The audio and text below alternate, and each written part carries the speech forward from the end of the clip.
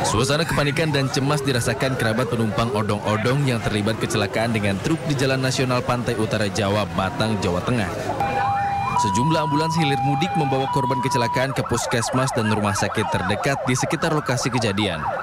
Korban yang didominasi ibu-ibu mengalami kondisi patah tulang lantaran terjepit truk box. Insiden kecelakaan 2 unit kendaraan odong-odong dengan truk box ini terjadi saat pengendara odong-odong tengah berputar arah di ruas jalan yang menurun tajam. Pengendara truk yang gagal menguasai kecepatan berbuntut kecelakaan yang melibatkan 2 odong-odong dan 1 truk di ruas jalan Banyu Putih, Batang. Itu 50 orang kan biasanya. 50 orang ya? 2 odong-odong? Yang 1 selamat odong-odongnya? Yang 1 rimpas semua, balik semua. Dari Batang, Jawa Tengah, Suryono Soekarno melaporkan. Pemirsa, sejumlah rumah mengalami kerusakan akibat dari gempa yang terus mengguncang Tuban, Jawa Timur dengan total 100 kali gempa susulan hingga Kamis malam. Tak hanya di Tuban, gempa pun dirasakan hingga ke Bangkalan dan Rembang, Jawa Tengah. Akibat dari gempa yang terus menggoncang Tuban, Jawa Timur, pagi ini beberapa rumah warga hingga fasilitas umum terlihat mengalami kerusakan. Kerusakan ini bervariatif seperti tembok yang berada di tepi jalan roboh, 3 rumah warga atapnya roboh, 1 rumah yang terbuat dari kayu serta bambu hampir rata dengan tanah, dan juga fasilitas tempat ibadah kelenteng Kuan Singbyo yang atapnya rontok berserakan. Di Bojonegoro, Jawa Timur, trauma 3 kali diguncang gempa besar. Belasan pasien RSUD sempat takut dirawat di gedung bertingkat. Belasan pasien di RSUD sempat panik dan menurunkan tempat tidur rawat inap keluar rumah sakit. BMKG mencatat terjadi gempa susulan sebanyak 64 kali di Tuban, Jawa Timur setelah gempa awal mengguncang dengan kekuatan 5,9 magnitudo. Kekuatan gempa susulan bervariasi, mulai yang paling kuat 6,5 magnitudo hingga terendah 2,7 magnitudo. Tim Liputan iNews melaporkan.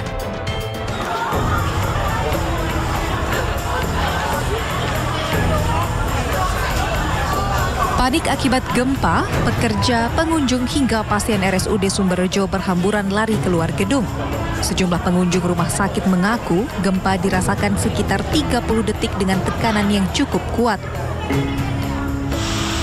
Beberapa pasien bahkan mengaku pusing setelah merasakan guncangan gempa yang terjadi. Menurut data BMKG, gempa terjadi 2 kali. Yang pertama pada pukul 11:22 dengan kekuatan 6 magnitudo, sedangkan gempa kedua terjadi pukul 12:31 dengan kekuatan 5,3 magnitudo. Sementara di Pulau Bawean, Kabupaten Gresik, Jawa Timur, gempa menyebabkan kerusakan rumah warga serta fasilitas umum. Sejumlah dinding rumah warga retak bahkan runtuh serta jendela kaca pecah.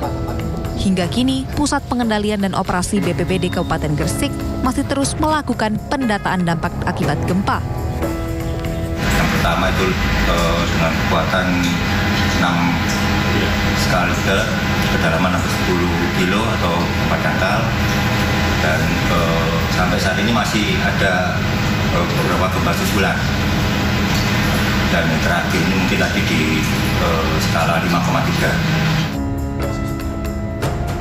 BPBD Gresik hingga kini masih memantau perkembangan gempa untuk antisipasi jika terjadi gempa susulan. Tim Liputan iNews melaporkan. Kita ke informasi lain, pemirsa. Banjir besar yang melanda Kabupaten Demak, Jawa Tengah. Ini membuat warga mengungsi. Meski demikian, para pengungsi tetap bersyukur karena masih bisa berkumpul dengan keluarga.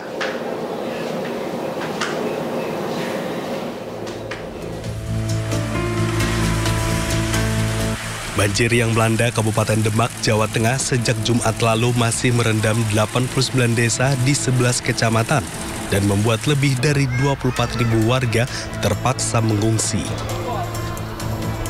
Salah satu pengungsian warga Demak tersebut berada di Gedung JHK Kudus. Di sini setidaknya terdapat lebih 750 warga Kecamatan Karanganyar Demak yang mengungsi. Di bulan Ramadan tahun ini, mereka terpaksa melaksanakan ibadah puasa di pengungsian. Para pengungsi mengungkapkan meski berpuasa di tempat pengungsian, namun menu makanan untuk berbuka dan sahur cukup banyak dan beragam. Kita di sini mulai dari kemarin siang. Untuk berbuka kemarin karena kita posisi di sini beda. Kemarin bantuan cuma ada 1 kakak dapat satu nasi. Tapi alhamdulillah pada berbukanya, pada sahur pagi-pagi, alhamdulillah dari pemerintah Kabupaten Demak dan Kudus dari pemerintah Demak telah memberikan bantuan berupa nasi matang dan sudah ada dapur umum yang disediakan oleh DPRD Demak. Alhamdulillahnya semua dapat terbagikan dengan semua rata. Pengungsi dari Kabupaten Demak yang sebelumnya menyebar di sejumlah titik pengungsian yang ada di Kudus, kini seluruhnya dipusatkan di gedung JHK Kudus. Hal tersebut dilakukan lantaran banjir juga merendam sejumlah wilayah di Kudus. Sehingga titik pengungsian lainnya digunakan untuk mengungsi warga Kudus.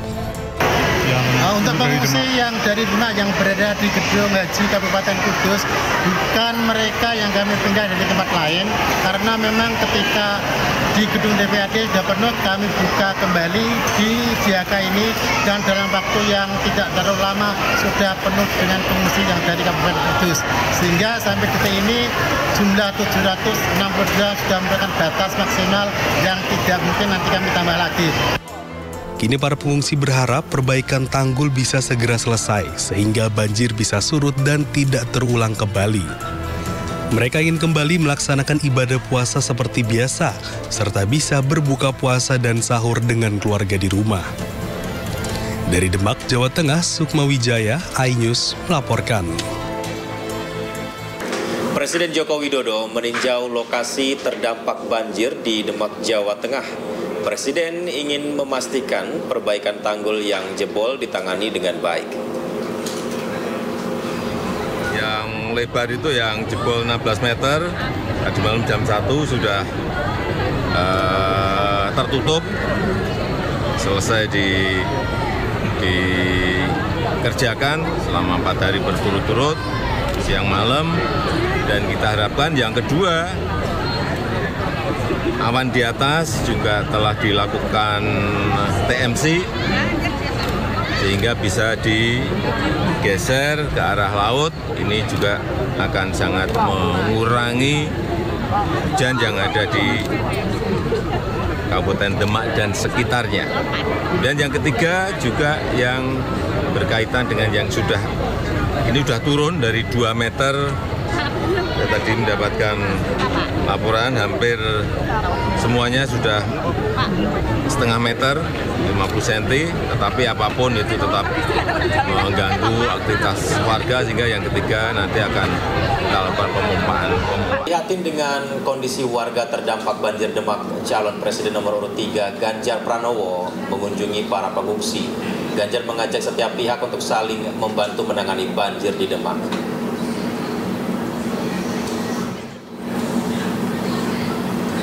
Pemirsa, kedatangan Ganjar menjadi penghibur para warga terdampak banjir. Tidak hanya menyapa warga, Ganjar juga datang membawa ratusan mainan yang dibagikan kepada anak-anak korban banjir. Ganjar yang juga mantan gubernur Jawa Tengah ini melihat langsung kondisi dapur umum pengungsian di tenda pinggir Jalan Pantura, Kecamatan Karanganyar, Demak.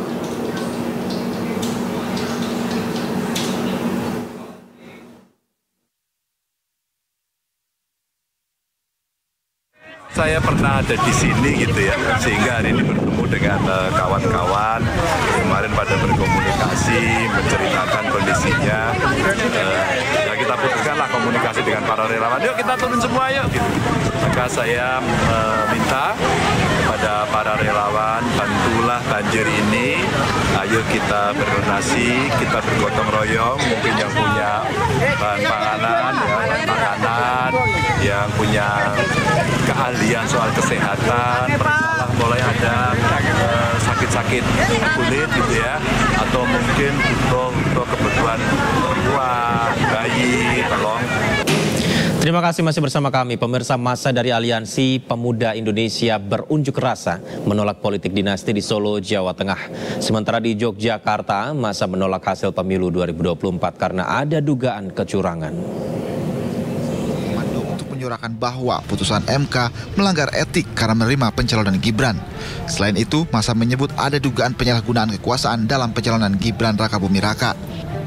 Di DKPP yang menyebut bahwa ketua KPU melanggar etis karena sepasca putusan MK tidak membuat aturan selanjutnya. Hal ini yang membuat ketua KPU dilakukan penghukuman ataupun sanksi dari DKPP. Yang ketiga, kita melihat dugaan beberapa catatan terkait dengan pengangkatan kepala daerah yang berdampak pada gangguan yang merugikan beberapa pihak. Kemudian yang keempat terkait dengan bansos, bahwa bansos ini adalah program negara, program pemerintah, kemudian tidak boleh diklaim menjadi program salah satu dari paslon ataupun dari pribadi Pak Jokowi. Untuk menjaga keamanan aksi, aparat kepolisian menerjunkan anggotanya untuk mengawal aksi tersebut.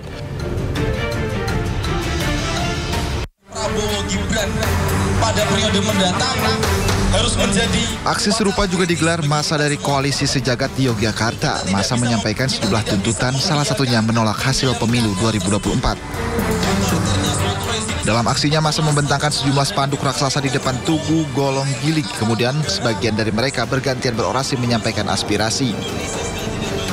Koordinator Koalisi Sejagat Boy berpandangan demokrasi Indonesia telah mati sejak Mahkamah Konstitusi mengabulkan batas usia minimal Capres-Cawapres dan meloloskan Gibran Rakabuming Raka sebagai calon wakil presiden.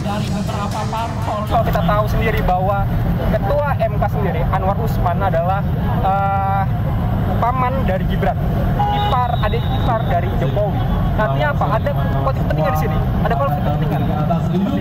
Nah, dari itu maka mau hasil seperti apapun, pemilu hari ini sudah cacat. Jadi kami tidak akan menerima hasil pemilu.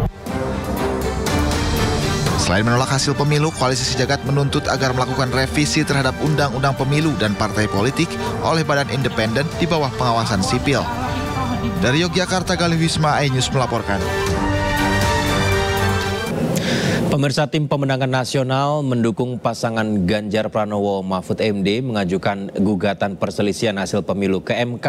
TPN menilai kecurangan pemilu dimulai sejak penghitungan suara di TPS hingga aplikasi Sirekap. Sementara itu pasangan Anies Muhaimin resmi mendaftarkan gugatannya ke MK.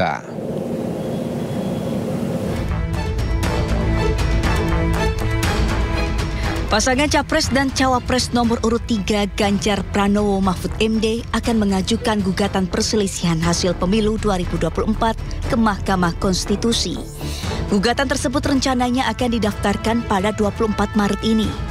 Ganjar menyatakan bahwa pihaknya berkomunikasi dengan partai pengusung dan saksi-saksi di daerah terkait pelaksanaan pemilu. Dari penelusuran itu ditemukan dugaan adanya intervensi kekuasaan dan penyalahgunaan bantuan sosial dalam pelaksanaan pemilu 2024. Sementara Mahfud MD mengatakan tujuan laporan ke MK bukan untuk menang, namun untuk memperjuangkan masa depan demokrasi. Sementara TPN mengatakan mendukung Ganjar Mahfud ajukan gugatan PHPU ke MK. Menurut Sekjen TPN Ganjar Mahfud, Hasto Kristianto, desain kecurangan pemilu telah terjadi sejak perubahan perhitungan suara TPS hingga data di aplikasi Sirekap. Saya menghormati seluruh proses yang berjalan. Kami menyampaikan laporan-laporan kepada penyelenggara pemilu. Apakah itu KPU, apakah itu Bawaslu. Dan kita berharap memang Bawaslu akan merespon. Sayang tidak semuanya terespon. Maka setelah pengumuman tadi malam, tim Ganjar Mahfud sudah bersepakat. Kalaulah semuanya ini harus diluruskan agar demokrasi bisa berjalan dengan baik, maka benteng terakhirnya adalah Mahkamah Konstitusi. Sementara pasangan Capres-Cawapres nomor urut 1 Anies Baswedan dan Muhaimin Iskandar sudah resmi mendaftarkan gugatan perselisihan hasil pemilu 2024 ke MK. Gugatan tersebut juga telah diterima oleh MK. Anies menyebut gugatan diajukan beserta bukti-bukti yang meyakinkan termasuk dari para ahli dan pakar. Gugatan diajukan pasangan 01 karena berkaitan dengan praktik demokrasi di masa depan. Dari Jakarta, tim liputan iNews melaporkan. Pemirsa, untuk mengetahui rencana pengajuan gugatan pasangan Ganjar Mahfud ke MK terkait hasil pemilu 2024, kita telah terhubung dengan rekan Salam Rahmat di Gedung Mahkamah Konstitusi Jakarta Pusat. Salam, apakah ada informasi terbaru terkait pengajuan gugatan hasil pemilu ke Mahkamah Konstitusi? Salam, silakan. Ya, baik, selamat siang Yudi dan juga pemirsa. Rencananya sesaat lagi tim hukum dari TPN Ganjar Mahfud ini akan mengajukan permohonan gugatan hasil pemilu 2024 ke Mahkamah Konstitusi, di mana nantinya pendaftaran dari permohonan sengketa ini akan diajukan langsung oleh Deputi Bidang Hukum di TPN Ganjar Mahfud, yakni Todung Mulya Lubis. Dan memang berdasarkan informasi yang kami dapatkan juga bahwa dari TPN Ganjar Mahfud ini sejatinya memang untuk seluruh berkas perkara maupun juga dari seluruh berkas pendaftaran ini sudah dipersiapkan dan nantinya akan diserahkan begitu kepada pihak Mahkamah Konstitusi. Bahkan dari informasi yang kami dapatkan juga bahwa nantinya di persidangan yang akan berlangsung pada tanggal 27 Maret hingga tanggal 22 April mendatang, ini nantinya dari TPN Ganjar Mahfud akan menyiapkan sebanyak kurang lebih 30 kuasa hukum, lalu juga ada 30 saksi dan juga 10 orang ahli yang memang berkompeten di bidangnya, terutama di gugatan pemilu 2024 ini. Dan berdasarkan informasi juga yang kami dapatkan kepada Anda Yudi dan juga pemirsa, ini dapat kami sampaikan bahwa memang dari permohonan gugatan tim hukum Ganjar Mahfud ini nantinya juga akan membeberkan sejumlah catatan keberatan dalam gugatan hasil Pilpres 2024. Dan memang untuk permohonan yang diajukan ini memang tidak jauh berbeda dengan yang diajukan oleh Timnas Amin sebelumnya, di mana ini meminta agar dilakukan pemungutan suara ulang kembali. Dan dari informasi yang kami dapatkan juga bahwa memang rencananya ini yang akan datang tidak hanya dari Todung Mulya Lubis saja, melainkan juga ada dari rekan-rekannya nantinya juga akan mengawal begitu untuk proses pendaftaran ini nantinya. Dan memang kalau kita melihat secara beberapa hari yang lalu, terutama di hari Kamis lalu, ini memang dari Timnas Amin sudah melakukan permohonan terkait dengan pengajuannya untuk melakukan di Mahkamah Konstitusi ini terkait dengan kecurangan pemilu yang terjadi selama beberapa waktu belakangan ini, dugaan yang dilakukan oleh paslon nomor urut 2. Dan memang dari informasi yang kami dapatkan juga bahwa dari Timnas Amin ini juga menyatakan bahwa ada satu poin yang terutama untuk agar Mahkamah Konstitusi ini mengabulkan, terutama untuk melakukan pemungutan suara ulang kembali. Dan berdasarkan pemantauan yang kami lakukan hingga saat ini kepada Anda Yudi dan juga pemirsa yang kami dapat bagikan, ini memang untuk semua awak media ini sudah standby untuk menunggu kedatangan dari TPN Ganjar Mahfud yang memang rencananya sebentar lagi akan dijadwalkan akan tiba di Mahkamah Konstitusi Jakarta. Yudi. Baik, terima kasih laporannya. Salam Rahmat dari Gedung Mahkamah Konstitusi Jakarta. Selamat bertugas kembali. Pemirsa, calon presiden nomor urut 2 Prabowo Subianto mengunjungi elit Partai Nasdem pada Jumat siang. Dalam pertemuan itu Prabowo secara tersirat mengajak Partai Nasdem untuk bergabung ke dalam pemerintahannya. Kehadiran Prabowo yang ditemani oleh Ketua Harian Partai Gerindra Sufmi Dasko serta Sekjen Partai Gerindra Ahmad Muzani disambut langsung oleh Ketua Umum Partai Nasdem Surya Paloh bersama para elit partai. Pertemuan Paloh dan Prabowo berlangsung sekitar 30 menit dan tertutup. Prabowo berterima kasih atas ucapan selamat yang diberikan oleh Paloh meskipun selama proses pemilu keduanya berada dalam posisi berseberangan. Prabowo juga secara tersirat pemirsa mengajak Partai Nasdem untuk bergabung dalam pemerintahannya nanti. Gelagat merapatnya Partai Nasdem ke kubu Prabowo Gibran sebelumnya ini sudah tercium saat Partai Nasdem enggan terlibat dalam proses hak angket di DPR. Prabowo Subianto, saya kira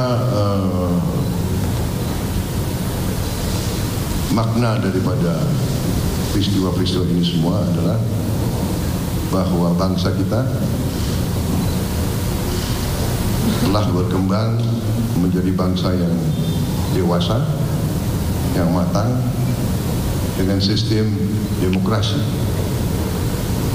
Sistem demokrasi bukan sistem yang mudah, apalagi di bangsa yang sebesar kita.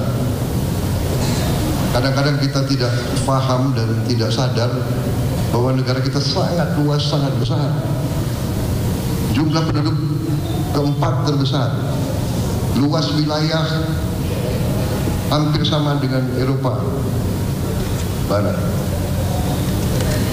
Dan kita memiliki jalan demokrasi dan kita melaksanakan pemilihan umum yang dianggap salah satu pemilihan umum dalam satu hari yang terbesar di dunia.